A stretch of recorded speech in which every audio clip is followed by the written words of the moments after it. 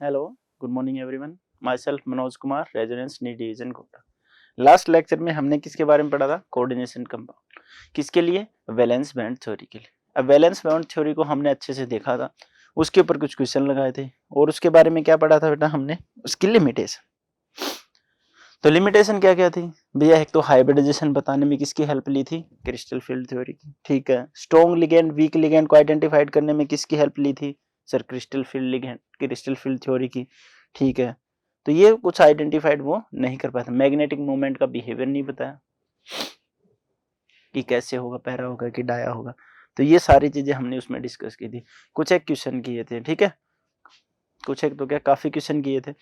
तो उन क्वेश्चंस के अकॉर्डिंग आपको सारी चीजें आनी चाहिए। ठीक है। सबसे पहले हमने उन क्वेश्चन में क्या देखा था? Primary valency, then secondary valency. Okay sir. Primary valency को क्या बोलते हैं? Oxidation state. सेकेंडरी वैलेंसी को क्या बोलते हैं बेटा? Coordination number. ठीक। उसके बाद सर, उसके बाद हमने उसका क्या निकाला? हाइब्रिडाइजेशन। जैसे ही हमारे पास हाइब्रिडाइजेशन आया तो हमने देखा कि अगर इनर ऑर्बिटल यूज हो रहा है डी का, n-1 डी यूज हो रहा है तो वो क्या है? इनर है। आउटर यूज हो रहा है तो वो सर आउटर है। ओके। उसके बाद हमने उस हाइब्रिडाइजेशन से उसकी क्या स्ट्रक्चर बताई, ज्योमेट्री। स्ट्रक्चर नहीं बेटा, सॉरी, ज्योमेट्री। हमने उसके ज्योमेट्री को आइडेंटिफाइड किया। उसकी ज्योमेट्री आइडेंटिफाइड होने के बाद हमने उसमें देखा कितने अनपेयर्ड इलेक्ट्रॉन या पेयर्ड, उसके हिसाब से उसका मैग्नेटिक बताया कि डाया होगा कि पैरा। अनपेयर्ड है तो पैरा और पेयर्ड है तो डाया। अगर पेयर्ड है, अनपेयर्ड है, उसके बाद उसका मैग्नेटिक मोमेंट। अगर डाया है तो मैग्नेटिक मोमेंट जीरो, क्योंकि कोई अनपेयर्ड इलेक्ट्रॉन नहीं है। और अनपेयर्ड इलेक्ट्रॉन है तो उसका मैग्नेटिक मोमेंट निकाला। कौन से फॉर्मूले से? n into n plus one, sorry n plus two, n into n plus two under root. ठीक है, ओके। और देखा हमने, क्या देखा? एक पैटर्न सा बनता जाता है कि अगर एक अनपेयर्ड इलेक्ट्रॉन है तो मैग्नेटिक मोमेंट 1 से ऊपर, दो अनपेयर्ड इलेक्ट्रॉन है तो मैग्नेटिक मोमेंट की वैल्यू 2 से ज्यादा, 3 है तो 3 से ज्यादा, 4 है तो 4 से ज्यादा। समझ गए बात को? ठीक। तो आज हम उससे नेक्स्ट पढ़ेंगे। हमारा टॉपिक है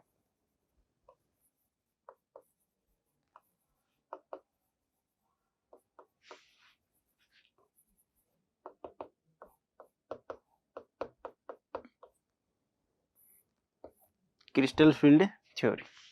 ठीक है, ओके सर। तो क्रिस्टल फील्ड थ्योरी में बताइए जरा हम क्या पढ़ेंगे। सबसे पहले तो इन्होंने यही बताया भाई, क्या बताया कि स्ट्रॉन्ग फील्ड लिगेंड क्या होता है, वीक फील्ड लिगेंड क्या होते हैं, इन्होंने बताया था एनर्जी के बेसिस में। ठीक है सर। और इन्होंने ये बताया कि जो सेंट्रल एटम है, ठीक है, उसको लिगेंड लोन पेयर देगा। बोले सर बिल्कुल देगा। तो जो सेंट्रल एटम है उसको इन्होंने पॉजिटिव की तरह माना, और जो नेगेटिव, वो लिगेंड है, उसको इन्होंने नेगेटिव। और पॉजिटिव और नेगेटिव के बीच इन्होंने एक आयनिक बॉन्ड फॉर्म करने की कोशिश की। क्रिस्टल फील्ड थ्योरी ये बताती है कि हमें उन दोनों के बीच एक आयनिक बॉन्ड की तरह देखना है उसको। कौन सा बॉन्ड देखना है? एक आयनिक बॉन्ड। ओके सर, ठीक है। तो ये इसके कुछ पोस्टुलेट थे, अभी लिखवाते हैं एक बार। अच्छा, और क्रिस्टल फील्ड थ्योरी क्या बताती है? जैसे स्ट्रॉन्ग विगेन हो गया, ठीक है। इसके अलावा फिर क्रिस्टल फील्ड थ्योरी बताती है कि जो हमारे पास डी सेल, ठीक है, उसमें सबसे अलग अलग उनकी कैसे डिजाइन होंगी। हम क्या लिखते हैं? डी लिखते हैं,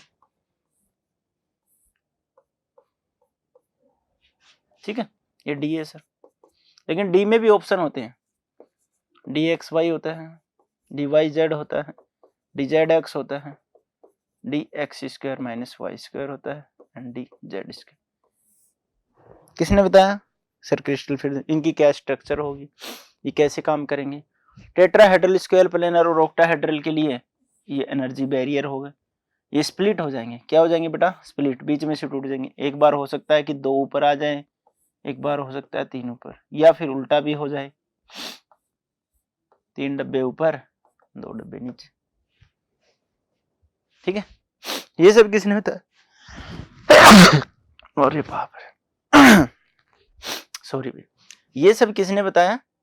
क्रिस्टल फील्ड थ्योरी। ठीक है, इनकी structure, design, strong field, weak field, इनके बीच का जो बॉन्ड है उन्होंने आयनिक बॉन्ड की तरह से देखने की कोशिश की। ठीक है, चल एक बार इनको साफ करते हैं। चलिए,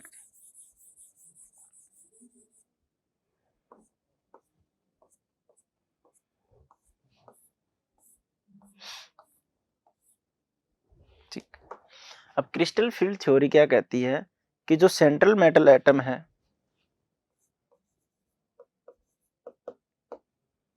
इसको लोन पेयर देगा। कौन देगा बेटा? लिगेंड। अपना लोन पेयर इसको दे देगा। तो आपने इसको किसकी तरह क्रिएट करना है कि ये पॉजिटिव की तरह और ये भाई साहब नेगेटिव की तरह, बिल्कुल एग्जैक्टली ऐसे के ऐसे ही देखना है। ठीक है, तो इसका कहने का मतलब क्या था कि इन दोनों के बीच अगर ये आयनिक बॉन्ड जैसा कुछ बनेगा तो वो बोलना ये चाह रहे थे कि इसको हम एक स्ट्रॉन्ग इलेक्ट्रोस्टैटिक फोर्स मान सकते हैं। एक बार भाई आप आयनिक नहीं मानो, इनके बीच एक स्ट्रॉन्ग इलेक्ट्रोस्टैटिक फोर्स लग रहा है। क्या लग रहा है? Strong electrostatic force. किसी को कोई डाउट? बोले सर नहीं। तो इसी को क्या बोलते हैं? आयनिक बॉन्ड बोलते हैं। मतलब उन्होंने बात को घुमा फिरा के बनवा ली अपनी बात कि बोले कि आयनिक बॉन्ड तो हम बना के ही छोड़ेंगे चाहे कुछ भी हो जाए, बाद में आप गलत करो सही करो वो हमें नहीं मालूम। अभी के लिए हमारे हिसाब से हम क्या करके चलते हैं, इसमें एक आयनिक बॉन्ड बना के चलते हैं। ठीक है, बोले ओके सर। अब आयनिक बॉन्ड बनाया तो आयनिक बॉन्ड के लिए सबसे पहले रिक्वायरमेंट बेटा एक पॉजिटिव होगा और एक नेगेटिव होगा। यस और नो? बोले ठीक है सर। ओके रिपोर्ट तो ठीक है, उनके अकॉर्डिंग तो लिखते चलो। ये मेटल है पॉजिटिव, सर ऐसे क्या लिखते हैं कि मोस्ट ऑफ द मेटल क्या होती है? लेस इलेक्ट्रोनेगेटिव की जैसे पॉजिटिव ही शो करती है। लिगेंड क्या माना? Sir negative. ठीक है, लेकिन अगर ऐसा आ जाए कि मेटल तो है हमारे पास और लिगेंड कैसा आ जाए बेटा बताओ जरा? न्यूट्रल। अब क्या करोगे? मेटल पॉजिटिव है नेगेटिव है, कनेक्शन बन गया। मेटल हमारा पॉजिटिव है ये नेगेटिव है। इसको उन्होंने बताया कि मान लिया आपकी बात बिल्कुल सही है न्यूट्रल है, लेकिन भैया एक डाइपोल नाम की भी तो चीज होती है। तो भाई कोई चीज न्यूट्रल है, जैसे आप बैटरी का सेल देखते हो पॉजिटिव नेगेटिव यस और नो, होता न्यूट्रल है, करंट थोड़ी मार देगा आपको, लेकिन इसके अंदर पॉजिटिव और नेगेटिव टर्मिनल होते हैं। तो पॉजिटिव नेगेटिव टर्मिनल क्या हो गए? बोले रहे होंगे। बोले बिल्कुल रहे होंगे। बन गई बात। घुमा फिरा के अपनी बात इन्होंने मनवा ली। भाई देखो कोई भी चीज साइंटिस्ट होता है अपनी थ्योरी देता है, उस थ्योरी को जब तक आप गलत प्रूफ ना कर पाओ तब तक वो क्या रहेगी? सही रहेगी। इनकी भी सही थी, बताओ कोई दिक्कत हो तो। ठीक है, चलिए तो ये लिखो, इसमें लिखो तो लिख लो अकॉर्डिंग टू CFT, लिखना चाहो तो लिख लो according to CFT there is an electrostatic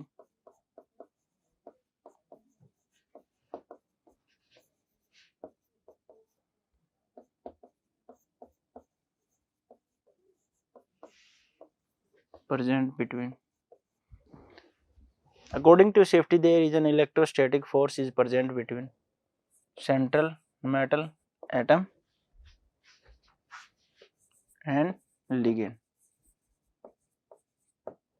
ठीक है,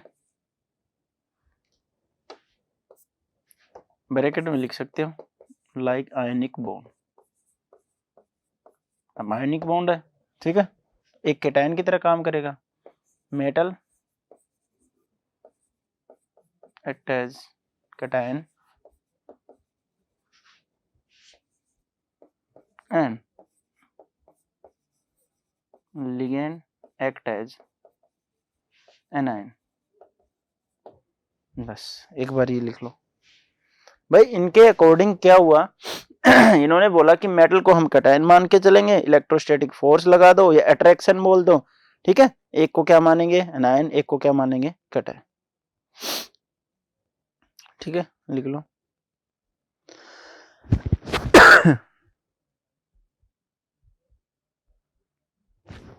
चलिए दूसरी बात क्या कहती है कि न्यूट्रल लिगेंड है, neutral ligand supposed to be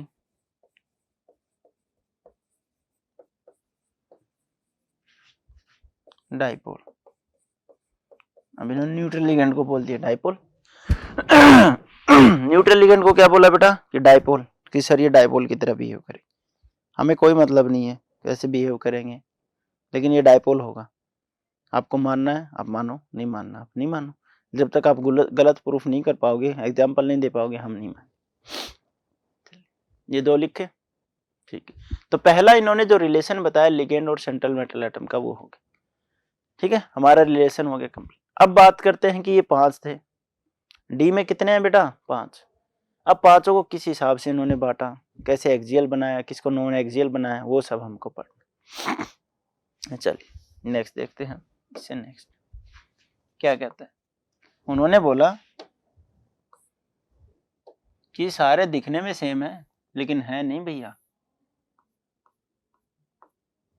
ये सारे दिखने में क्या है, सेम है, लेकिन एक्चुअली में है नहीं।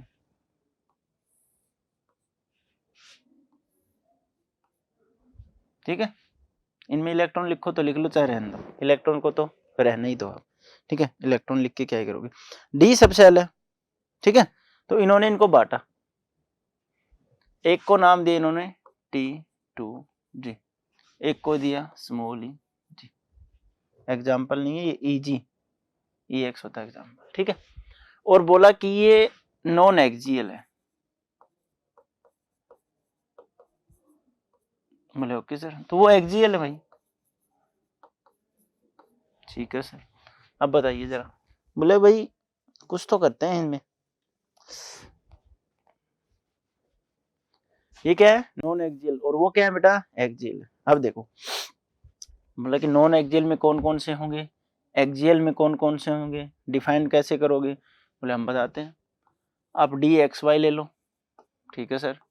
बोले DYZ ले लो, बोले ठीक है सर। DZX ले लो, यहाँ पे आप DX² माइनस Y² ले लो और DZ² ले लो। बोले ओके सर। बोले ये नॉन एक्सियल रहेंगे, बोले ठीक है सर, और वो हमारे क्या रहेंगे बेटा, एक्सियल रहेंगे। बोले ठीक है, एक एक्सियल हो गया एक नॉन एक्सियल। तो बोले सर, बोले ये कैसे डिसाइड किया नॉन एक्सियल। बोले अभी बताते हैं।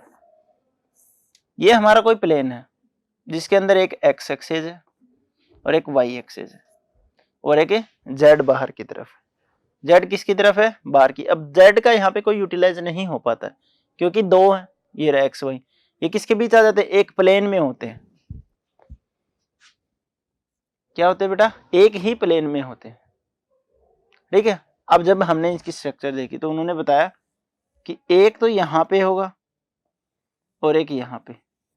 बताइए किसी एक्सेस पे है क्या, अगर ये जेड एक्सेस होता है ये प्लेन में, आप ये मान लो ये बोर्ड एक्स और वाई और ये जेड आपकी तरफ आ रहा है, ठीक है। तो इस जेड के ऊपर कोई नहीं है तो जेड को हटा दो। इन्होंने बताया कि एक्स और वाई जेड के बीच, नो सॉरी, एक्स वाई जो प्लेन है उसके अंदर ये एक्स और वाई के जो कोऑर्डिनेट है इनके बीच में लाइज करते हैं। तो नॉन एक्सियल हुए कि नहीं हुए। बोले ठीक है भाई, मान लेते हैं, आपने बोला तो। बोले ठीक है, दूसरा ही मानना पड़ेगा। बोले ये हमारा दूसरा है। बोला वाई और जेड, तो एक वाई एक्सेस बना दिया बेटा और एक जेड, ये इनके बीच। बोले ठीक है, ये भी ठीक है। तीसरा एक जेड और एक एक्स के बीच, एक जेड मान लो एक एक्स, सिमिलर साइज के हैं भाई, साइज में गड़बड़ मत कर देना। अरे बाप रे, सारे एक ही साथ बना दिए थे तो पूरा ही उठ गया क्या। जेड एक्स कोई भी किसी भी टर्मिनल पे ले सकते हो, ठीक है। चारों एक जैसे ही है, बिल्कुल एग्जैक्टली सिमिलर हैं, टेढ़े मेढ़े बन गए, कोई बात नहीं। बोले ठीक है, नॉन एक्सियल तो ठीक है, नॉन एक्सियल तो ठीक है, आप ये एक्सियल बना के दिखाओ। बोले ठीक है, इनको भी आइडेंटिफाइड करेंगे। चलिए अब आप ये देखो, इन्होंने बोला कि ये एक्सियल है, एक्सियल यानी किस पे एक्सियल पे आएंगे, एक एक्स है एक वाई है, एक एक्स एक वाई। एक्सियल है तो एक्सियल पे आएंगे, ये लो एक एक्स पे आ गया और एक वाई पे आ गया, ये भी ठीक है सर। चलिए अब बनाइए जेड पे, ये मैंने जेड एक्सेस मान लिया, ये एक्स हो चाहे वाई हो भाई 90 डिग्री पे होते हैं सारे के सारे, कोई चेंजेस नहीं होता। अगर ये एक्स है तो ये वहाँ वाई यहाँ रहा होगा, ठीक है। बोला जेड स्क्वायर, जेड स्क्वायर का मतलब एक तो जेड पे ये रहा ठीक है, अब इधर देखो, एक जेड पे ये रहा और एक जेड पे ये रहा, बिल्कुल परफेक्ट है, दिखने में भी अच्छा लग रहा है। थोड़ा सा इसमें कलर वलर और भर दे तो और बढ़िया हो जाएगा ये, ठीक है।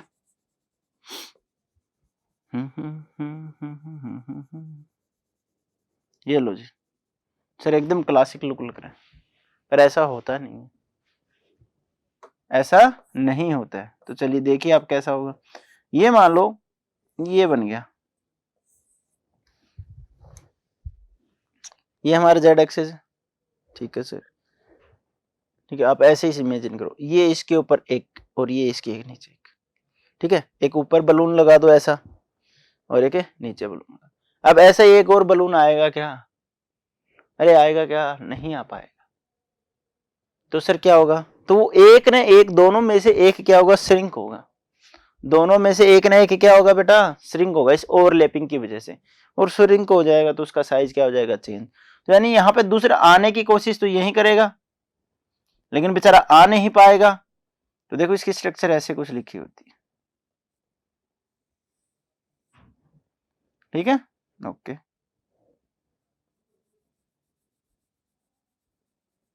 अच्छे से बनानी है बिल्कुल।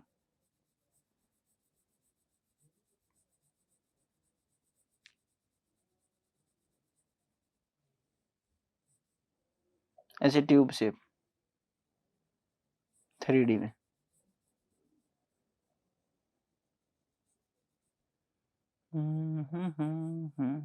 ठीक है, ये देखो एकदम बढ़िया बन गया। चलिए थोड़ा थोड़ा मिटा देते हैं हम, ठीक है, बिल्कुल ठीक है। इसको अगर ऊपर लेके चले, रिटर्न रख ले भाई, और ये हमारा नीचे की तरफ,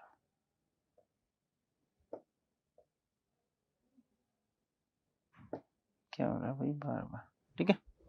ये एक ऊपर की तरफ और ये एक हमारा नीचे की तरफ। ध्यान से देखो, ये हमारा जेड एक्सिस है, इसके ऊपर पहले से एक और लगा था, जब एक और डालेंगे तो वो क्या हो जाएगा बेटा? ऐसे नीचे की तरफ क्या हो जाएगा? इकट्ठा हो जाएगा। और जैसे ही अगर मान लो ये आपका एक और ले, ये जैसे ही ऑर्बिटल नीचे की तरफ जाएगा अपनी पोजीशन चेंज करेगा, ठीक है सर, तो ऐसे फैल जाएगा, तो ऐसे रिंग की स्ट्रेन बना लेगा। यानी कि जेड एक्सिस ये रहा, इसके ऊपर पहले से एक और है, अब एक और इसी पे आएगा, और वो रिंग स्ट्रेन की वजह से यहाँ पे एडजस्ट नहीं हो पाएगा, तो वो इसके बाहर चारों तरफ एकदम गोल रिंग बना लेता है, ठीक है। ये किसकी स्ट्रक्चर है? ये बना लो आप, इसकी स्ट्रक्चर है सर, ठीक है। स्ट्रक्चर बनाने में कोई गलती नहीं होनी चाहिए, बिल्कुल अच्छे से बनानी है। ये अपना क्या है? D Z square. ये बेटा डी एक्स वाई है, इनके लिए लिखते चलो, डी एक्स वाई। ये वाई जेड के बीच है, ये जेड और एक्स के बीच है, ये X square minus Y square axis पे है, और ये डी जेड स्क्वायर। चलिए लिखिए भाई,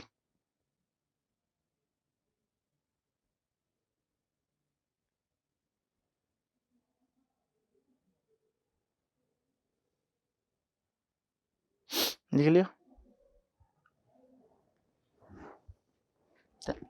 अब इसके ऊपर एक पॉइंट है, इसको इधर लिख देते, पर इधर पॉइंट लिख लेते। आप कंटिन्यू करो, क्या लिखोगे? देखो, जब ये डी ब्लॉक, ठीक है, ये ऑर्बिटल जब स्प्लिट होते हैं, इसको बोलते हैं क्रिस्टल फील्ड स्प्लिटिंग।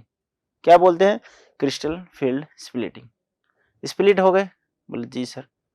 अब जब ये स्प्लिट हुए, अपने अपने ऑर्बिटल में अलग अलग हो गए, तो हो सकता है इनकी एनर्जी भी अलग हो गई हो, मे और मे नोट भी।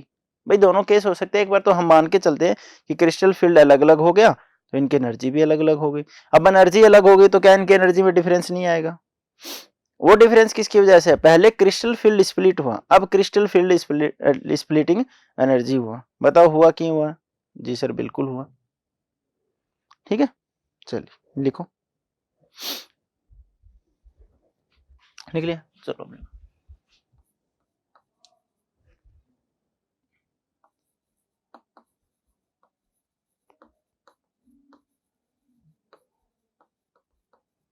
The difference between energy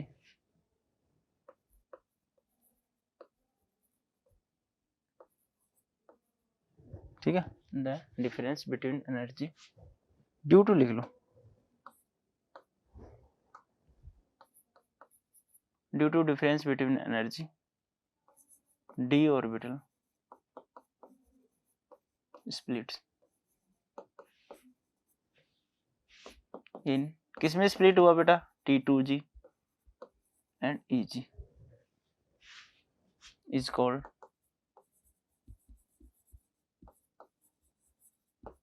crystal field splitting। ठीक है, अच्छा जी, ओके, ठीक है। अब ये अलग अलग एनर्जी थी, इस एनर्जी का डिफरेंस क्या होगा, क्रिस्टल फील्ड स्प्लिटिंग एनर्जी। ये दूसरे में लिखो, difference between in energy of T2G and EG। T2G and EG लिख रहा हूं, इसका मतलब आफ्टर स्प्लिटिंग, भाई जब स्प्लिट होंगे तभी तो T2G और EG बनेंगे। तो difference between in energy of T2G and EG is called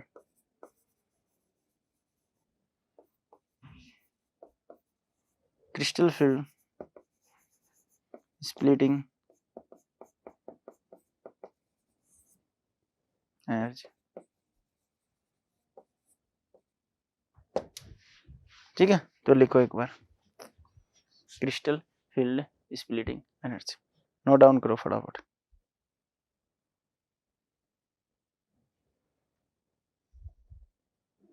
ठीक है, नेक्स्ट लिख लो,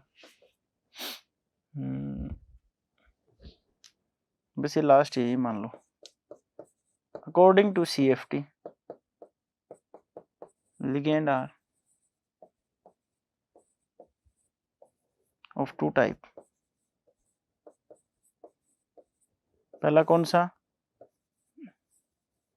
वीक फील्ड लिगैंड,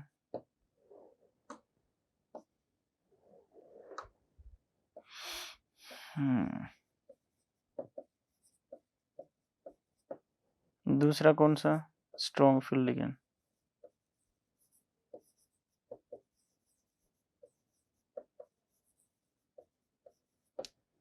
ठीक है, और स्प्लिटिंग एनर्जी इसको इससे डिनोट करते हैं बेटा। ठीक है, डेल, डेल से डिनोट करते हैं। आपको पता ही है जब स्मॉल डिफरेंस होता है तो किससे, सर स्मॉल डी से, और जब एक अच्छा खासा डिफरेंस हो उसको किससे चेंज करते हैं, तो कोई नई बात नहीं बताई वो, बस वो डेल्टा लिख लेना, change in energy, change in energy. ठीक है, ऑर्डर कल लिखवा दिया था कि वीक फील्ड में कौन पहले आएगा, स्ट्रॉन्ग फील्ड में कौन पहले आएगा, तो सिमिलर होगा, ऑर्डर में कोई चेंजेस नहीं होगा।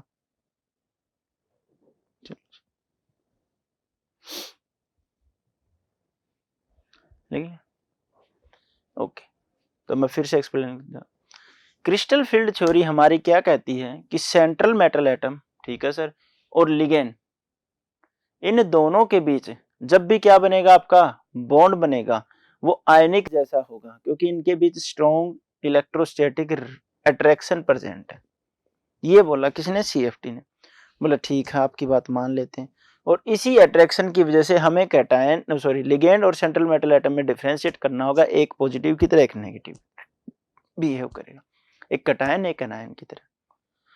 ठीक है, तो लिगेंड को हमने एनायन मान लिया ताकि इलेक्ट्रॉन से रिच हो, और अगर न्यूट्रल आ गया तो सर, बोले न्यूट्रल आ गया तो क्या दिक्कत है, डायपोल तो शो करेगा, न्यूट्रल आ गया तो क्या लोन पेयर दे रहा है, तो लोन पेयर की वजह से डायपोल शो करेगा, डायपोल शो करेगा, तो ठीक है। चलिए, उसके बाद इन्होंने बताया कि ये जो डी ऑर्बिटल होते हैं इसके पांचों सबसेल होते हैं, DXY YZ ZX DX² minus, इनकी स्ट्रक्चर कैसी होगी, एक्सियल होंगे कि नॉन एक्सियल होंगे, बोले ठीक है सर। इसके बाद इन्होंने बताया इनकी शेप और साइज कैसी होगी, डंबल शेप होती है। ठीक है, इसको डबल डंबल शेप बोलते हैं, बोले ठीक है सर। उसके बाद उधर देखो क्या लिखा कि इनके बीच जो एनर्जी का डिफरेंस होगा, उस एनर्जी डिफरेंस की वजह से T2G अलग हो जाएगा। भाई सबकी एनर्जी सेम नहीं है, ठीक है, सबकी एनर्जी सेम नहीं। मान लो आपने 5 बॉक्सेज रखे, भाई हम तो यही मान के चल रहे थे पांचों की एनर्जी सेम है। अगर इनकी एनर्जी सेम नहीं है तो ऐसे रहे होंगे ना ये ऊपर ये नीचे, या ये और ऊपर हो, ये उससे भी ऊपर हो, ये सबसे नीचे हो, ऐसे तो मान सकते हो। हाँ, तो इनको इन्होंने एक बैरियर मान लिया, इससे ऊपर होगा ये लो जी, या फिर इसके इक्वल भी हो सकते हैं दोनों, वो ये 2 नीचे या 3 नीचे जो भी मानना चाहो, या फिर 3 ऊपर जो भी मानना चाहो, ठीक है। तो इसके बेसिस पे ना डिवाइड कर दिया, एक लिया हमने Eg और एक लिया हमने T2G, तो उनको क्या कर दिया, स्प्लिट कर दिया। तो इसी को क्या बोला, क्रिस्टल फील्ड स्प्लिटिंग। किसकी स्प्लिटिंग हो गई, डी ऑर्बिटल। अब इन डी ऑर्बिटल की स्प्लिटिंग हुई, उनके बीच जो एनर्जी का डिफरेंस आएगा उसको क्या बोला गया, क्रिस्टल फील्ड स्प्लिटिंग एनर्जी, बिल्कुल बोलेंगे। CFT ने ही क्या बताया था कि लिगेंड 2 टाइप के होते हैं, एक वीक और एक स्ट्रॉन्ग, वो कल लिखवा दिया with the help of CFT।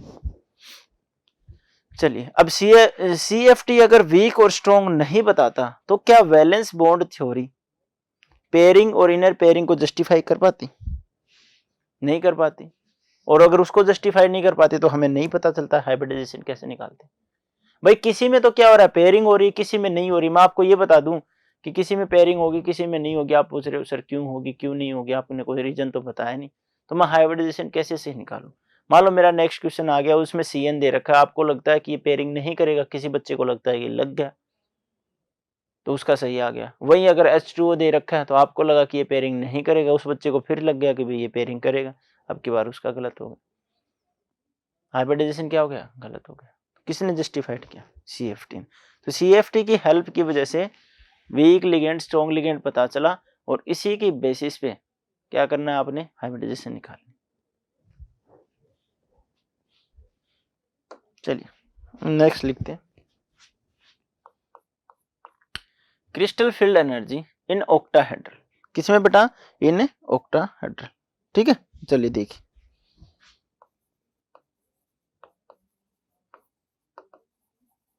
Crystal field splitting,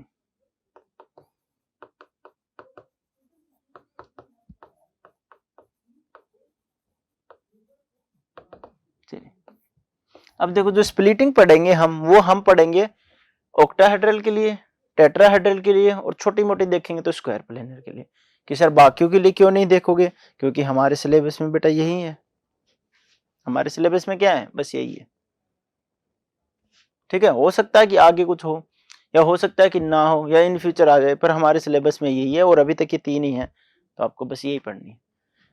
एक ऑक्टाहेड्रल जी सर, एक टेट्राहेड्रल जी सर, और एक है सर स्क्वायर प्लेनर भी देख लेंगे। चलिए ठीक है।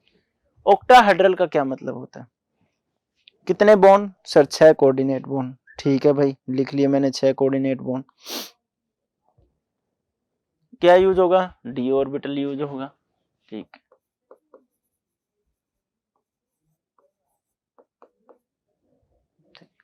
एनर्जी देखो, एनर्जी किसकी ज्यादा होगी किसकी कम होगी, कि सर कैसे आइडिया लगा, तो मैं बताता हूँ एक बार।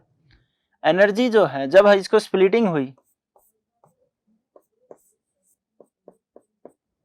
ये स्प्लिट हुआ, ये कुछ ऊपर भाग गए कुछ नीचे भाग गए।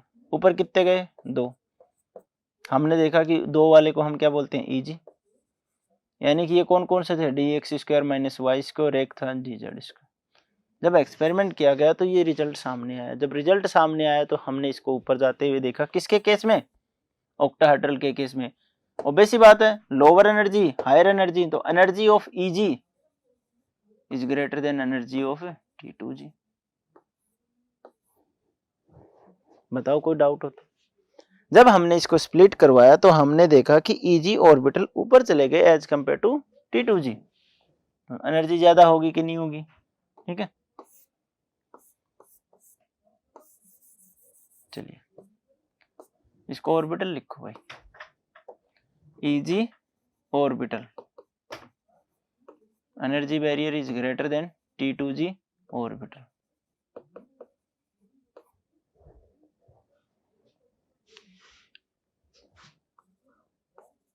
एक होगा हाई रिपल्सन और एक होगा लो रिपल्सन।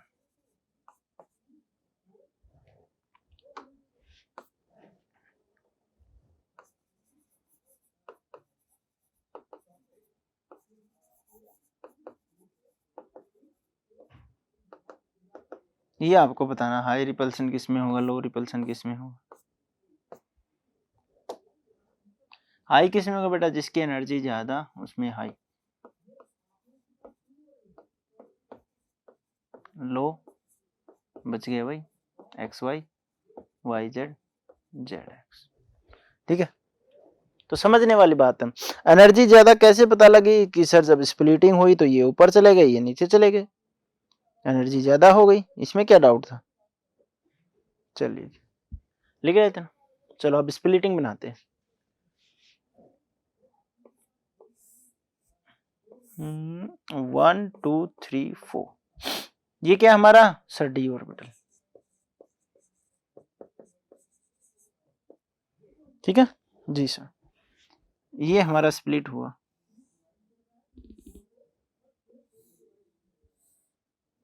दो में हो गया डिवाइड, कर दिया सर।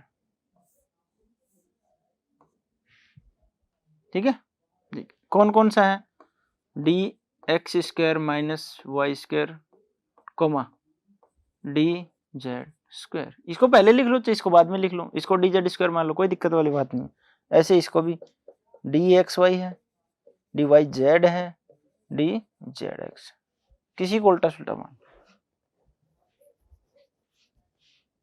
ये हमारा मिड पॉइंट है भाई, सेंटर। जी सर ये बिल्कुल सेंटर है। ओके अब देखो यहां पे भी कुछ डिफरेंस है, यहां पे भी कुछ डिफरेंस है। जी सर, तो टोटल भी कुछ डिफरेंस है। ठीक है, इस डिफरेंस को हमने क्या करना है, डिनोट करना है। ठीक है जी सर, अब देखो अगर बीच वाली सेंटर वाली लाइन है तो इसको क्या बोल सकते हो आप, मिड पॉइंट बोल सकते हो, और क्या बोल सकते हो, एवरेज एनर्जी लेवल। अब कई बच्चे कंफ्यूज हो जाएंगे,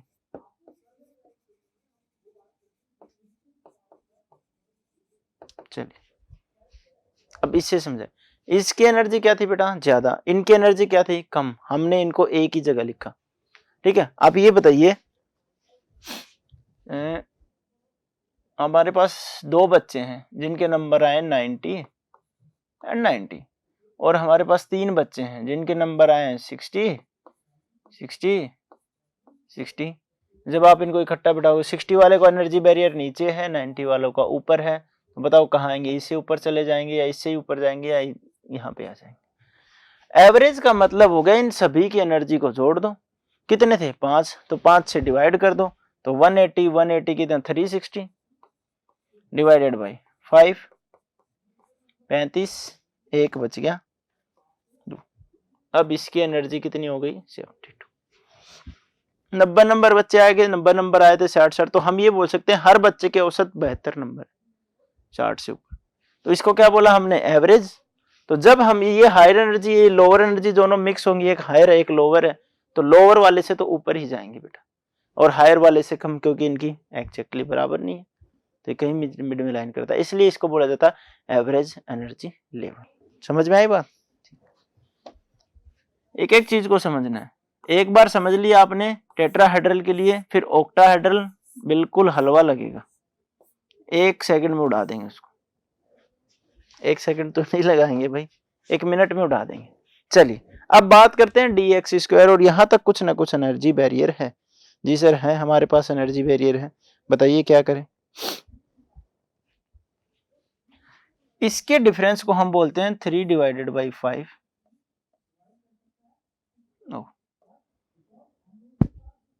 इधर से लिखें भाई, ठीक, इधर लिख लेना।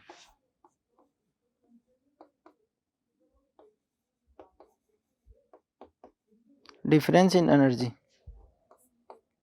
ऐसे लिखो, difference in energy of octahedral,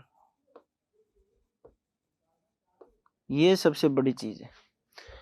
देखिए जब ये डेल लिखा हो, डेल का मतलब होता है चेंज इन एनर्जी, और इसके आगे मैंने ओ लगा दिया, नोट बोलते हैं बच्चे इसको, नोट नहीं है भाई, ये है ओ, स्मॉल ओ किसके लिए रिप्रेजेंट कर रहा है, ऑक्टाहेड्रल। आपको कहीं भी ये दिख जाए इस चैप्टर में, तो उसका मतलब है ये ऑक्टाहेड्रल के लिए पूछ रहा है। किसके लिए पूछ रहा है, ऑक्टाहेड्रल के लिए। ये मिल जाए तो सर टेट्राहेड्रल के लिए पूछ रहा है, किसके लिए? टेट्राहेड्रल के लिए। 3/5 क्या हो सकता है सर? 3/5 क्या हो जाएगा? 5 6 30, 0.6, बताओ। ठीक है, बोले ओके सर। जब इसका एनर्जी डिफरेंस नापा गया, ये 2/5 शो कर रहा था, किसका? माइनस का, और इसी को हम लिख सकते हैं 0.4, किसका? माइनस का। देखो एक एक ऑर्बिटल की, एक एक ऑर्बिटल की हमने क्या बता दी? एनर्जी बता दी भाई। ठीक, जी सर एनर्जी बता दी। चलिए, ये पॉजिटिव है और ये किसकी तरफ है? नेगेटिव की तरफ। कि सर ये नेगेटिव क्यों है? बेटा ध्यान से देखो, यहाँ पे हमारे पास 2 ही सेल है, 2 ही ऑर्बिटल है, कुछ भी बोल रहा हूँ, ठीक है। यहाँ पे कितने? 3। डी ऑर्बिटल के 2 सब सेल है, यहाँ पे 3 सब सेल है। 3 सब सेल ऊपर है तो जस्ट अपोजिट ऑफ 3/5, और ये 5 में से कितने ऊपर चले गए? 2, तो 2/5। नीचे की तरफ रह गए नेगेटिव को इंडिकेट करेंगे, ऊपर की तरफ रह गए पॉजिटिव को इंडिकेट करेंगे। सर ऐसा क्यों करेंगे, अभी बताते हैं, ठीक है। इसका मतलब क्या हुआ कि मान लो अपने पास ये भी है और एक ये भी है, और हमें पूरे की एनर्जी निकालनी है, इस पूरे की क्या निकालनी है? एनर्जी। तो सर वो कैसे निकालेंगे ये बताओ। इसमें एक इलेक्ट्रॉन आ सकता है, दूसरा, तीसरा, चौथा, पांचवा, छठा, सातवां, आठवां, नौवां, 10वां, यस और नो।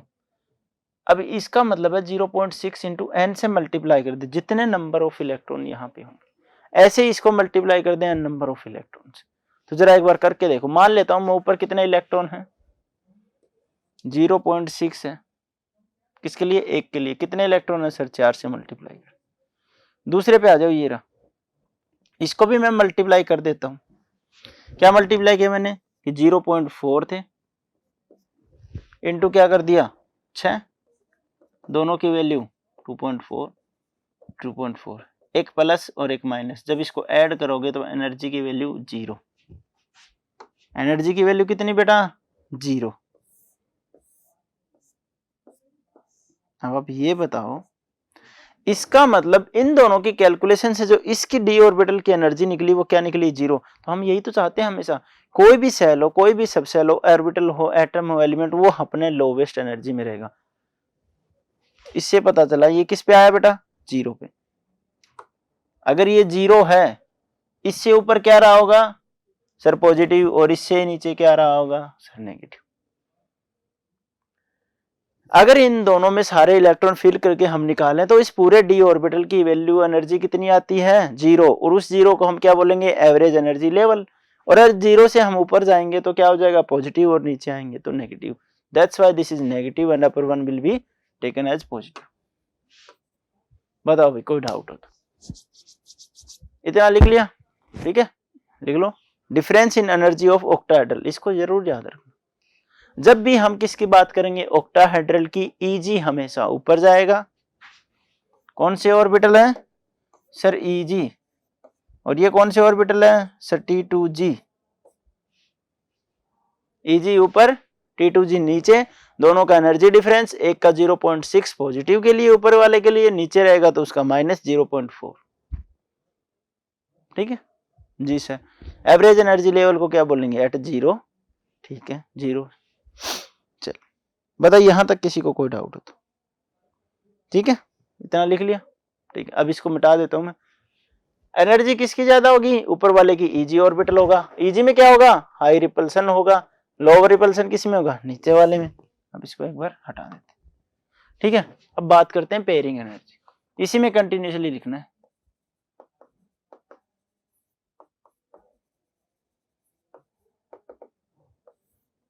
जैसे कि नाम से पता चल रहा है, पेयरिंग, हम इतने दिन से पेयर ही तो करते आ रहे हैं, और किसी चीज की जब हम पेयरिंग करते हैं, क्या करते हैं बेटा? पेयरिंग। तो जो एनर्जी हमें चाहिए उसको क्या बोलेंगे? फिर एनर्जी। तो energy required to pairing of electron is called pairing energy. लेकिन सर ये काम कहाँ आएगी, इसका करेंगे क्या, ये तो बता दो। तो लिखो, पहले लिख लो।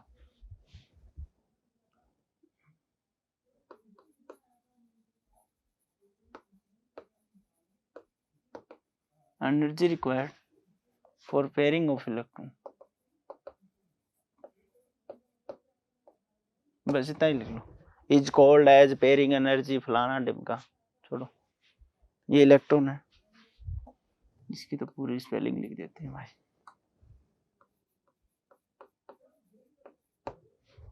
एनर्जी रिक्वायर्ड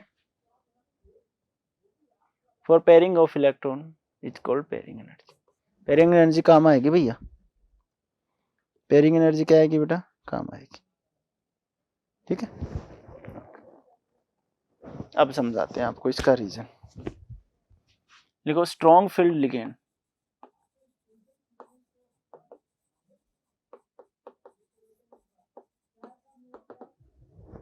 और ब्रैकेट में लिखो स्ट्रॉन्ग फील्ड ऑक्टाहेड्रल के लिए is greater than P,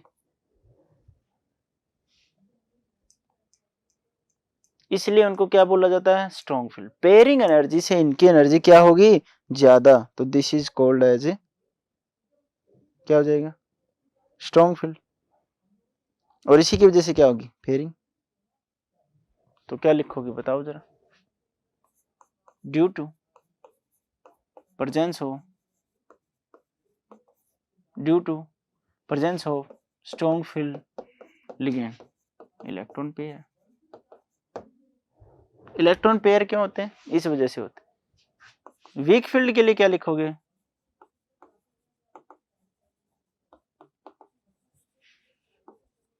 weak field के लिए भी लिखेंगे सर, जेड लिख दिया गया,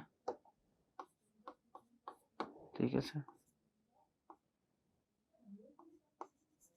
नो पेयरिंग, इसमें क्या हो जाएगा, नो पेयरिंग ही लिख लो,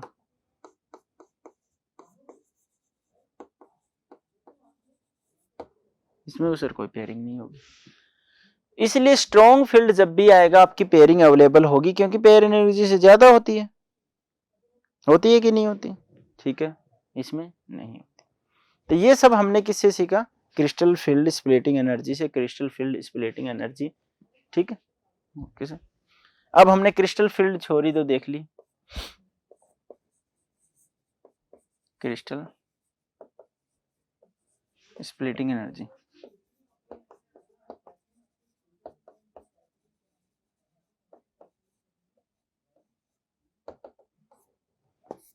अब देखो हमने जो पढ़ा वो क्या पढ़ा, जीरो से ऊपर का डिफरेंस, जीरो से नीचे का डिफरेंस। अगर लेकिन किसी भी आपको मैं ये बोल दूं कि ये पूरा आपको ऑक्टाहेड्रल दिया हो, इसमें 6 इलेक्ट्रॉन हैं, और आप ये बता दो कि इसकी CFSE कितनी होगी, इसको CFSE लिख सकते हो। चलिए बताइए आप क्या करोगे, फॉर्मूला आपके सामने है, सारी चीजें आपको गिवन थी, बस बताना आपने क्या करोगे। भाई हम क्या कर रहे थे, ऊपर वाले नीचे वाले की टोटल एनर्जी कर रहे थे, जोड़ के क्या कर रहे थे, ऐड कर रहे थे, इतना ही तो कर रहे थे। बोले सर बिल्कुल इतना ही कर रहे थे, तो कर दो, आप भी कर दो, फिर क्या दिक्कत है। मैंने किया कि माइनस का 0.4, बिल्कुल ठीक है सर, T2G नहीं, एक सेकेंड को, नंबर ऑफ इलेक्ट्रॉन किसके, T2G में, ठीक है सर, प्लस 0.6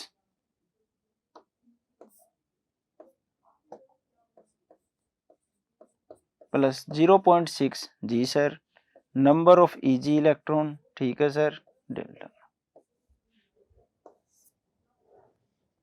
ये सबसे कि हमारा जीन ऊपर 0 से लेकर नीचे तक का डिफरेंस कितना था, -0.4, कितने नंबर ऑफ इलेक्ट्रॉन है, 1 है, 2 है, 3 है, 4 है, किसके, T2G के, और डेल्टा चेंज इन एनर्जी ये रहा, plus 0.6 NEG delta change in energy, plus क्या एक चीज और प्लस हो सकती है भैया, पेयरिंग। अगर किसी केस में पेयरिंग हो गए तो P, पेयरिंग नहीं हुआ है तो P को छोड़ देंगे, तो P भी लिखना जरूरी है, P साथ में लिखना पड़ेगा आपको पेयरिंग एनर्जी के रूप, वो हमें नहीं पता होगी नहीं होगी, लेकिन हम इसको साथ में लेके चलेंगे। क्या कॉमन आ रहा है, उसको कॉमन ले लो, -0.4 NT2G, NT2G का मतलब number of electron in T2G, plus 0.6 NEG मतलब number of electron in EG, change in, ठीक है, प्लस P, ये हमारा फॉर्मूला बन गया।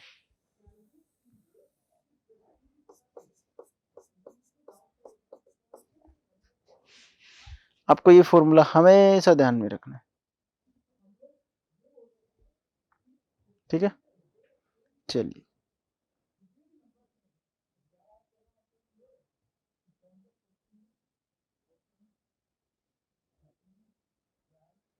लिख लिया। देख एक चेंजेस कर लो, ऐसे तो फिर ये जीरो कैसे करोगे तुम, इसको एन पी कर लो। अब इनके नोटेशन लिखवाने पड़ेंगे, है तो पेयरिंग एनर्जी, इसके आगे एन लगा लो, अभी समझाते, ठीक है। ओके सर समझाओ, लिख लिया, ठीक। अब यहाँ पे लिख लेना सर एन टी टू जी क्या है, सर एन ई जी क्या है, और सर ये एन क्या है, number of electron in T2G orbital, ठीक है sir, number of electron in EG orbital, नीचे वाला number of electron paired by ligand, by ligand लिख लो, लिगेंड के द्वारा कितने पेयर्ड हो, एन क्या लिखना है, number of electron paired, number of electron लिख लो या पेयर लिख लो, number of paired by ligand, electron छोड़ दो चाहे, या लिख लो कोई बात नहीं, नंबर ऑफ इलेक्ट्रॉन पेयर्ड या number of paired by electron by ligand, ठीक है। तो सभी की वैल्यू पता लगी, इसकी वैल्यू एज इट इज, अरे मिट गया क्या,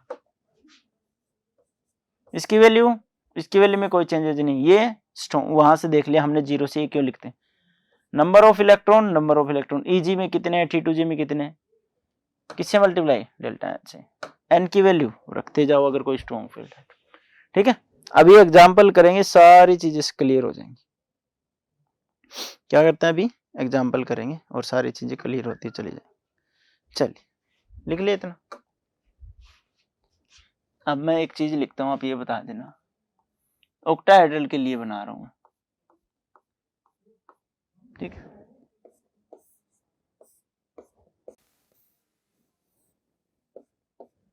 अच्छे से समझना,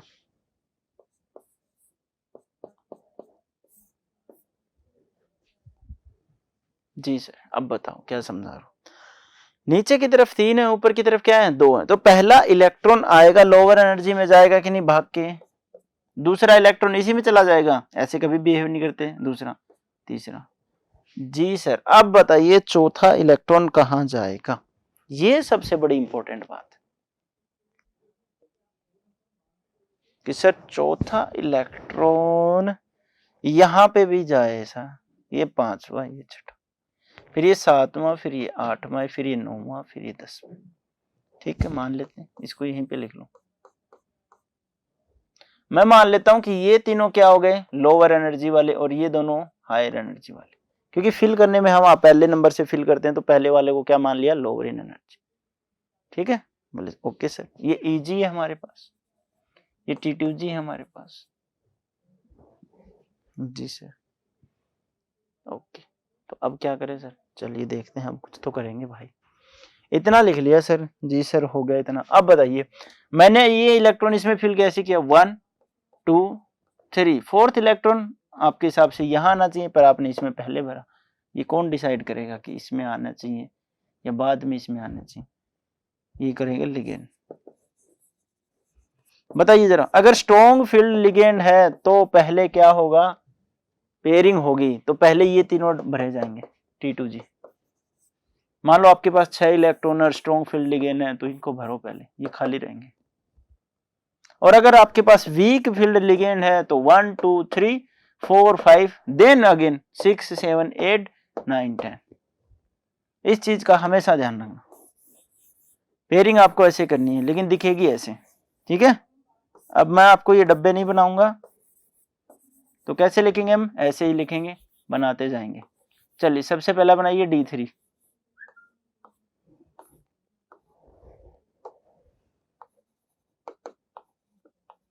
चलिए D3 के लिए डब्बा बनाइए, कैसे बनेगा और इसकी क्रिस्टल फील्ड एनर्जी निकालिए। मैंने लिखा D3, 1 2 3 4, इसके लिए स्ट्रॉन्ग फील्ड हो चाहे वीक हो, 3 तो भैया भरे ही जाएंगे, ऐसे ही भरे जाएंगे। जी सर बिल्कुल हो गए, तो लिख दो फिर एनर्जी के लिए -0.4 T2G में कितने हैं सर 3 प्लस 0.6 EG में कितने हैं सर 0। क्या कोई पेयरिंग हुई सर? नहीं हुई पेयरिंग। n कितना है? n भी 0 सर। तो क्या वैल्यू आ गई बताओ जरा, फटाफट बता दो। माइनस की 1.2 बस।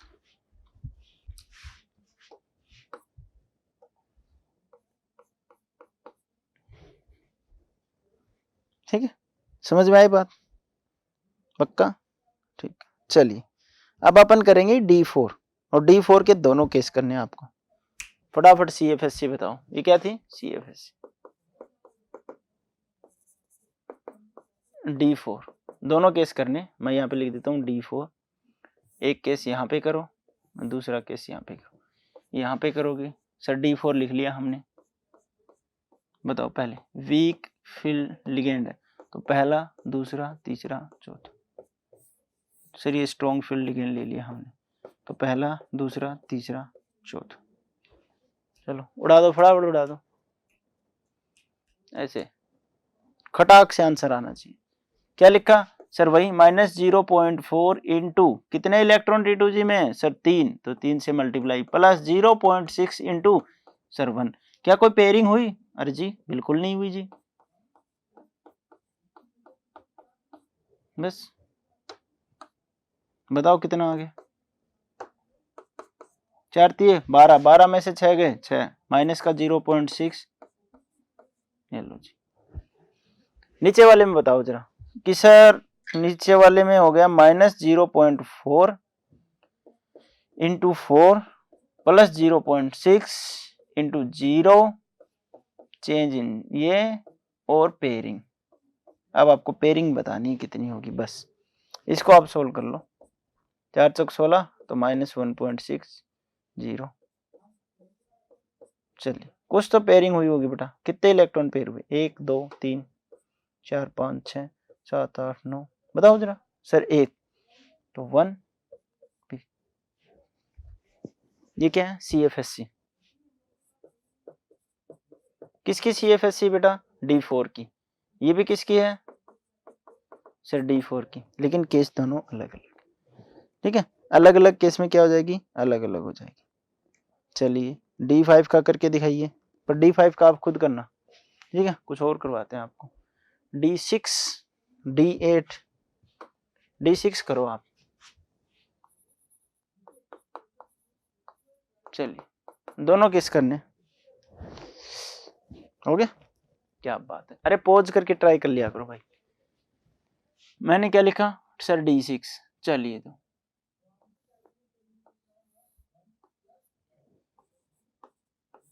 ये लो जी, ये लो।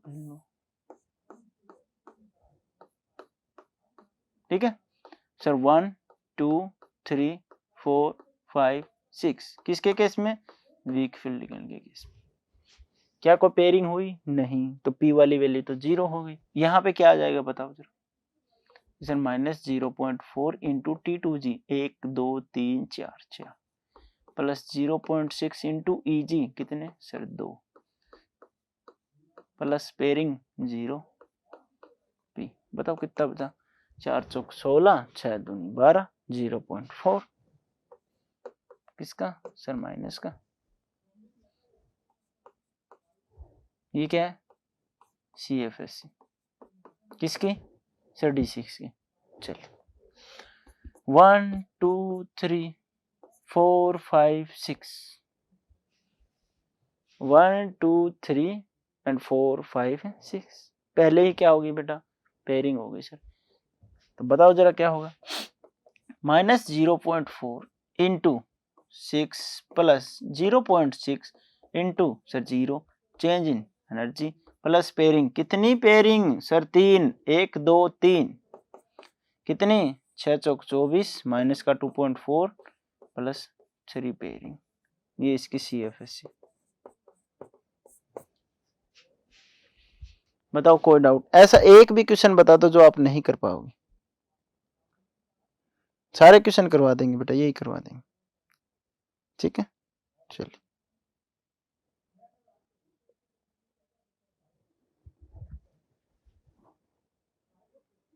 ठीक है, चलो फिर करो D7, नहीं छोड़ दो D7 को, D8 करो।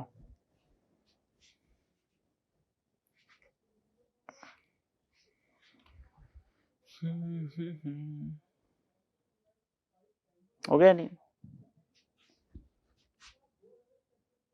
एक सेकंड रुको, ये तो गलत कर दिया, रुको रुको रुको रुको,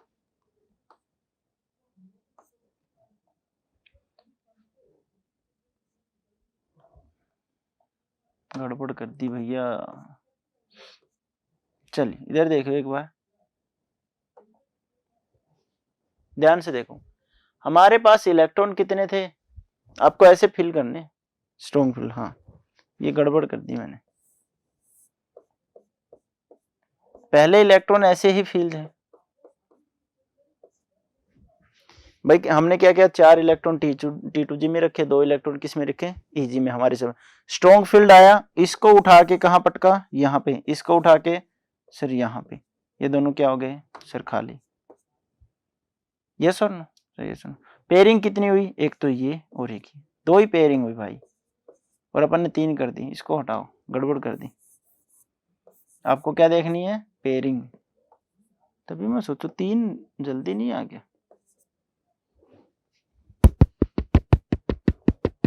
2 पेयरिंग, चलिए D8 करके दिखाइए।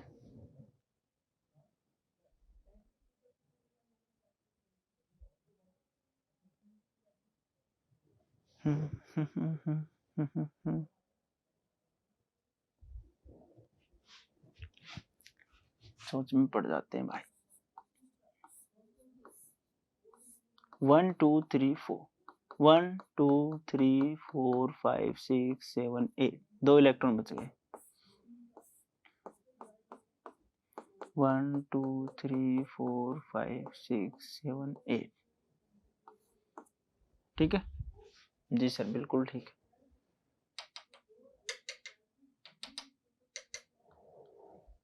अब बताइए, वीक फील्ड लिगेंड है, कोई पेयरिंग नहीं होगी, 0.4 किसका, माइनस का, 2 2 4 2 6, 6 से मल्टीप्लाई प्लस 0.6 इंटू 2 से मल्टीप्लाई,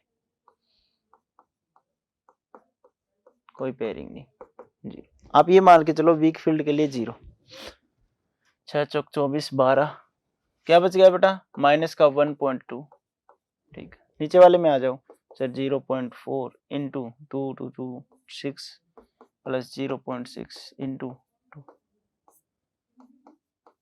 प्लस पेयरिंग,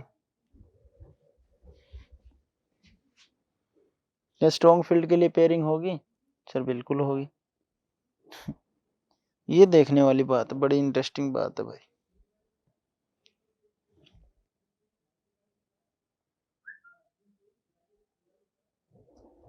ये बड़ी इंटरेस्टिंग बात है। आप ये बताओ, क्या आपने D3 के लिए पेयरिंग की थी, मैं फिर से बना देता हूँ, ऐसे ऐसे देखो आप, 1 2 3 सेम एनर्जी लेवल पे हैं, पेयरिंग होगी कि नहीं होगी, हायर एनर्जी लेवल पे था तो पेयरिंग हुई कि नहीं हुई, बताओ फटाफट जी सर कैसे।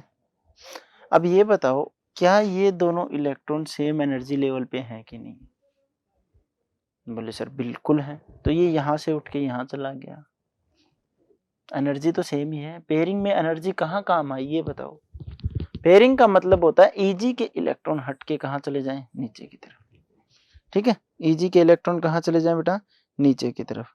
तो सर आपने सर D4 लिखवाया था, मैं बोले बिल्कुल लिखवाया था। चलिए देखिए D4, 1 2 3, एक इलेक्ट्रॉन ये रहा, किस में चला गया था एक इलेक्ट्रॉन, हमारा EG में, ये भाग के कहाँ आया बेटा, यहाँ, तब हमने क्या स्टार्ट की, पेयरिंग, ठीक है। तो ये सेम में ही है, आप पेयर कर सकते हो नो डाउट, लेकिन पेयरिंग एनर्जी नहीं लगेगी क्योंकि दोनों EG में क्या है, सेम। इस चीज पे आपको बिल्कुल अच्छे से रहना, यानी कि D1 D2 D3,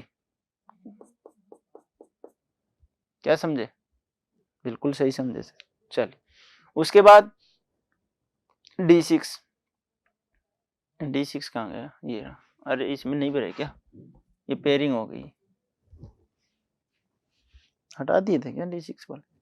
पेयरिंग हो गई। उसके बाद बेटा किसकी बारी? D7 की। एक इलेक्ट्रॉन ऊपर चला जाएगा, क्या वो पेयर होगा? D7 कैसे रखोगे आप? 1 2 3 4 5 6 7 7 लिख दिया ना, D7 हो गया। यहाँ से एक इलेक्ट्रॉन हटाओ जी, यहाँ आ गया। क्या पेयरिंग हुई कि नहीं हुई? EG से नीचे आया तो क्या हुआ बेटा? पेयरिंग हुई। तो D7 में भी दोनों चीजें बनेंगी, पेयरिंग भी बनेगी। उसके बाद बात करते हैं D8 D9 D10, इनमें भी क्या नहीं होगी? कोई पेयरिंग नहीं होगी। यानी कि 4 5 6 7 4 5 6 7 में पेयरिंग होगी। ठीक है, इस चीज का आप अच्छे से ध्यान रखें। कितनी हो जाएगी? 2.4 किसका? माइनस का, प्लस का 1.2, कितना आ गया? माइनस का 1.2। दोनों की वैल्यू एग्जैक्टली इक्वल आ गई। बताओ आ गई कि नहीं आ गई? बोले सर बिल्कुल आ गई। चलिए अब आप करके दिखाइए D10। चलो फटाफट करो भाई।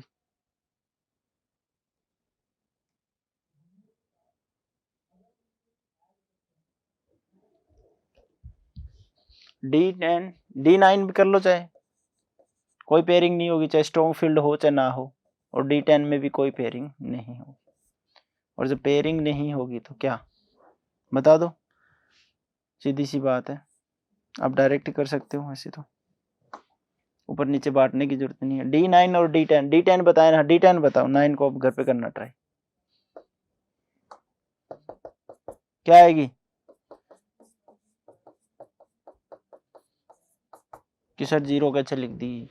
स्टार्टिंग में समझाया था कि पांचों के पांचों ऑर्बिटल फुल ऑफ इलेक्ट्रॉन हैं। 2 ऊपर हैं ऑर्बिटल, उनमें 4 इलेक्ट्रॉन हैं। 3 ऑर्बिटल नीचे हैं, उनमें कितने इलेक्ट्रॉन हैं? सर उनमें 6 हैं। जब मल्टीप्लाई करोगे, इसको 6 से मल्टीप्लाई, इसको किससे मल्टीप्लाई? 4 से। दोनों के 2.4 इक्वल हो जाएंगे। D10 के लिए वैल्यू 0 हो जाएगी। तो D10 के लिए वैल्यू कितनी? सर 0। समझ में आई बात? पक्का समझ में आई? इसी को हम बोलते हैं क्रिस्टल फील्ड स्प्लिटिंग एनर्जी, या फिर crystal field splitting of A D orbital. ठीक है, चलिए 1-2 एग्जांपल करते हैं ताकि आप समझ पाओ। ठीक है, इनकी सभी की स्प्लिटिंग हो गई। ये सभी की स्प्लिटिंग है बेटा, कैसे स्प्लिटिंग करनी है। अब आप एग्जांपल देखिए, एग्जांपल क्वेश्चन कैसे आते हैं। क्वेश्चन नंबर 1, क्वेश्चन तो 1 सेकंड रुको, देखना पड़ेगा पूछेगा क्या।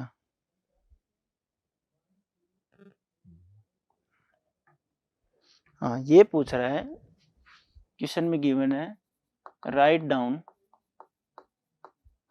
Electronic configuration. अभी शॉर्ट फॉर्म लिख देते भाई।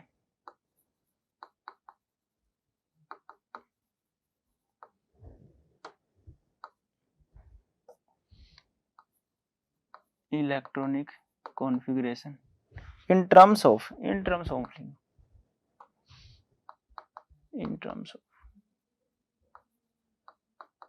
T2G and EG। तो आपको ये बताने कि T2G और EG में कितने कितने इलेक्ट्रॉन फील होंगे। आपको एग्जांपल दे देते हैं एक बार। FeH2O6 जी सर, FeH2O6 +2, क्योंकि H2 0 होता है ना, तो कुछ तो लिखना पड़ेगा। चलिए FeH2O6 +2। ठीक है सर, सेकंड बताओ। FeCN6 पूरा हो गया, 6 4 2, ठीक +2। चलिए जी फटाफट बता दीजिए। एक वीक है, एक स्ट्रॉन्ग लिगेंड है, अलग अलग दिए आपको। ये H2O वीक है, ये तो मैंने बता दिया, यही सरप्राइजिंग वाली बात थी। शिट मैन, आंसर बता दिया आपको। चलो फटाफट बताओ क्या निकालोगे। सर ऑक्सीडेशन नंबर बिल्कुल निकालने पड़ेंगे भैया, ऑक्सीडेशन नंबर के बिना बातें नहीं बनेगी। Fe किस में? सर +2 में। Fe कितने नंबर पे आता है सर 26। कितने इलेक्ट्रॉन दे दिए 2, तो कितना बच गया 24। आर्गन कितने पे 18, कितने इलेक्ट्रॉन 6, 3d6 4s2 के इलेक्ट्रॉन दे दिए। 3d6 बोले तो भर दो। ये T2G और ये बेटा सर Eg, पहला इलेक्ट्रॉन, दूसरा, तीसरा, चौथा, पांचवा, छठा। क्या स्ट्रॉन्ग फील्ड है? नहीं सर। तो पेयरिंग होगी कि नहीं होगी? तो क्या लिखोगे कि T2G 1 2 3 4 electron 4, coma sir Eg कितने इलेक्ट्रॉन बेटा 2। आ जाओ इधर। वही Fe +2 में है, +2 में है तो सर आर्गन, और आर्गन के साथ 3d6 और 3d6 है तो बेटा 1 2 3 4 1 2 3 4 5 6, पहले ऐसे लिखो। अब क्या पेयरिंग होगी जनाब? बिल्कुल होगी। और पेयरिंग में क्या हो जाएगा? दोनों इलेक्ट्रॉन जम कर जाएंगे सर, और क्या होगा? और जम करके यहाँ आ जाएंगे, ये T2G ये Eg।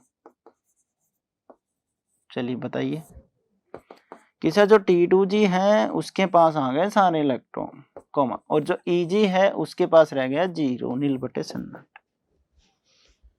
जरा ध्यान से देखिए, क्या दोनों के दोनों की ऑक्सीडेशन स्टेट आयरन की सेम है कि नहीं है? आयरन भी है, लिगेंड भी 6 ही है, लेकिन फिर भी दोनों का इलेक्ट्रॉनिक कॉन्फ़िगरेशन चेंज किसकी वजह से? बताओ फटाफट। Splitting of energy and strong field. क्या ऐसे क्वेश्चन कर लोगे? कि सर कर लेंगे। पक्की बात है सर? पक्की बात है। चलो एक और करके दिखा दो, ठीक है। आगे ही कर लो। अगर मैं निकल लूं तो NH3 ले लूं तो चल ले लो, हमें क्या ही फर्क पड़ रहा है, ऊपर +2 लगा लो। चलो भाई फटाफट बता दो, बस इतना ही करवाएंगे।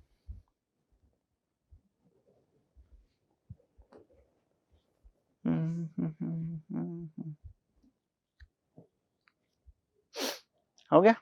चलिए देखिए, सर निकिल है, बिल्कुल सही बात है।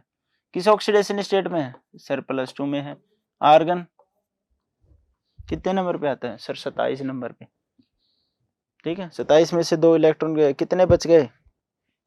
सर 25, यानी कि 8 ये 7, सॉरी 18 और 7, 3d7 4s2 आधा, s के इलेक्ट्रॉन चले गए 4s0 4p0। ये बेटा फटाफट सीखना पड़ेगा,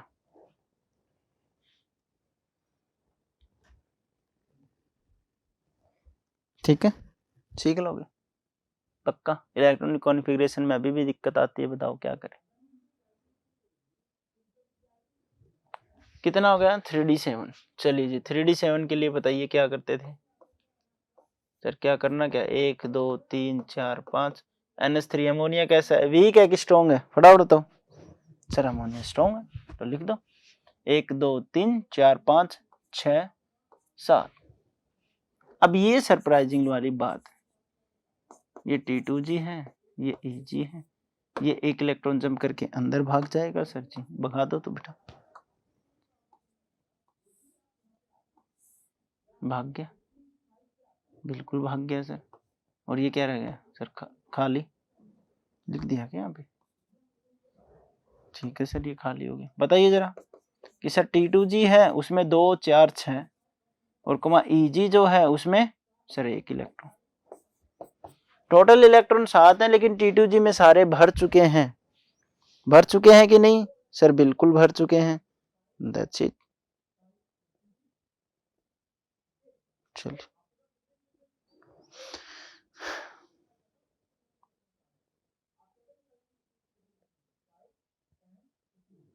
निकल 27 नंबर पे आता है, CTV चेयरमैन फ्री को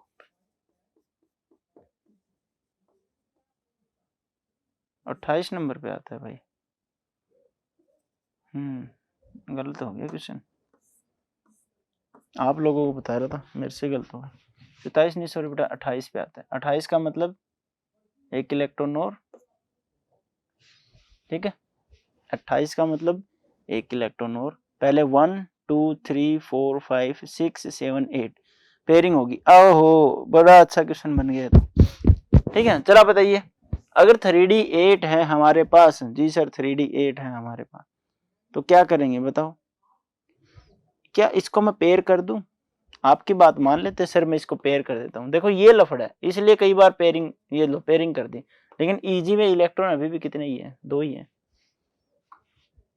अगर आपने इसको पेयर कर दिया तो भी ईजी में इलेक्ट्रॉन कितने हैं बेटा? सर 2 ही है, कोई डिफरेंस नहीं। समझे बात को आप?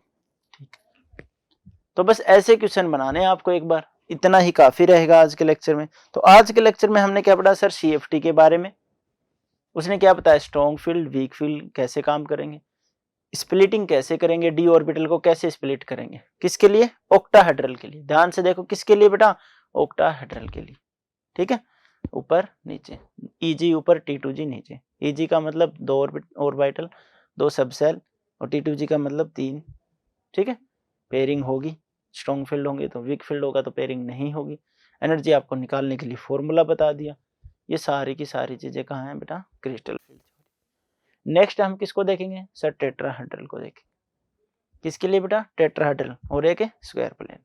ठीक है, तब तक आप इसके ऊपर क्वेश्चन ट्राई कीजिए, क्वेश्चन आपके सारे बन जाएंगे। अब इसी को जब टेट्राहेड्रल ऑक्टाहेड्रल सारी कंप्लीट हो जाएगी, फिर हम इससे कलर कॉम्बिनेशन बनाएंगे कि ये कलर कैसे शो करते हैं। ठीक है, फिर मैं आपको ऐसे ही एक कंपाउंड दूंगा और उससे क्या पूछूंगा? Primary valency. ठीक है सर, सेकेंडरी वैलेंसी किसने बताया? सर वार्नर थ्योरी ने। इसी को हम क्या बोलते हैं? Oxidation number. सबसे पहले मैं पूछूंगा ऑक्सीडेशन नंबर, कोऑर्डिनेशन नंबर, ये हो गया हमारा बेसिस। इसी को बोलते हैं प्राइमरी वैलेंसी, सेकेंडरी वैलेंसी, ये होगी हमारी वर्नर थ्योरी। फिर मैं पूछूंगा आपसे हाइब्रिडाइजेशन क्या होता है, और हाइब्रिडाइजेशन की आपको स्ट्रॉन्ग लिगेंड, वीक लिगेंड सारा पता होना चाहिए। फिर मैं आपसे ज्योमेट्री पूछूंगा, तो ये हो गई हमारी क्या? वीबीटी। फिर मैं आपसे क्या पूछूंगा कि मैग्नेटिक मोमेंट बताओ, मैग्नेटिक बिहेवियर बताओ। ठीक है सर। फिर मैं क्रिस्टल फील्ड के लिए पूछूंगा कि ये एनर्जी बैरियर में कैसे डिफरेंस होंगे, डी स्प्लिट कैसे होगा, तो आप इलेक्ट्रॉनिक कॉन्फ़िगरेशन लिखो, T2G में कितने इलेक्ट्रॉन, Eg में। ये आपकी क्या होगी बेटा? Crystal field. इसका कलर कॉम्बिनेशन क्या होगा? क्या होगी? Crystal field. बस। तो आपको सिर्फ इस एक एग्जाम्पल, कोऑर्डिनेशन केमिस्ट्री हमें क्या सिखाती कि इस एक एग्जाम्पल के बारे में हमें हर एक चीज पता होनी चाहिए। इसकी ऑक्सीडेशन स्टेट, इसका कोऑर्डिनेशन नंबर, इसकी ज्योमेट्री, इसकी हाइब्रिडाइजेशन, इसका मैग्नेटिक बिहेवियर, इसका मैग्नेटिक मोमेंट, और इसका इलेक्ट्रॉनिक कॉन्फ़िगरेशन, T2G में कैसे, Eg में कैसे, और इसका कलर। और उसके बाद आता है क्या? आइसोमेरिज्म। ठीक है, आइसोमेरिज्म वो आसान है, कोई ज्यादा खास बात है नहीं। यानी कि हमें एक कॉम्प्लेक्स कंपाउंड के बारे में जितनी चीजें होनी सारी पता होनी चाहिए, यही इस चैप्टर का मेन एम है। ठीक है, यानी कि आपको एग्जाम्पल, आपको हमेशा यही एग्जाम्पल मिलेंगे। ये दे दिया, इसके बारे में आपसे इतनी सारी चीजें पूछ ली, देख लो। ऑक्सीडेशन स्टेट, कोऑर्डिनेशन नंबर, इसी को हम क्या बोल देते हैं दोनों को ही? Primary valency, secondary valency. इसके बाद क्या सर? हाइब्रिडाइजेशन। इसके बाद बेटा सर ज्योमेट्री। इसके बाद मैग्नेटिक बिहेवियर, पैरा या डाया। इसके बाद मैग्नेटिक मोमेंट। इसके बाद electronic configuration, T2G and Eg के रेस्पेक्टिव। इसके बाद कलर।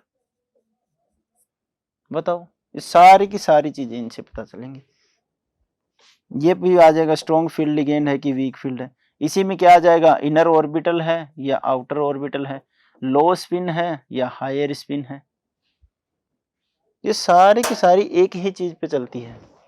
ठीक है, तो कोऑर्डिनेशन कंपाउंड एक। और हाँ, सबसे इंपॉर्टेंट बात तो भूल ही गए इन सबसे पहले, IUPAC नेम। अब इसका IUPAC नेम बताओ, फिर ये सारी पूरा चैप्टर क्लियर हो गया।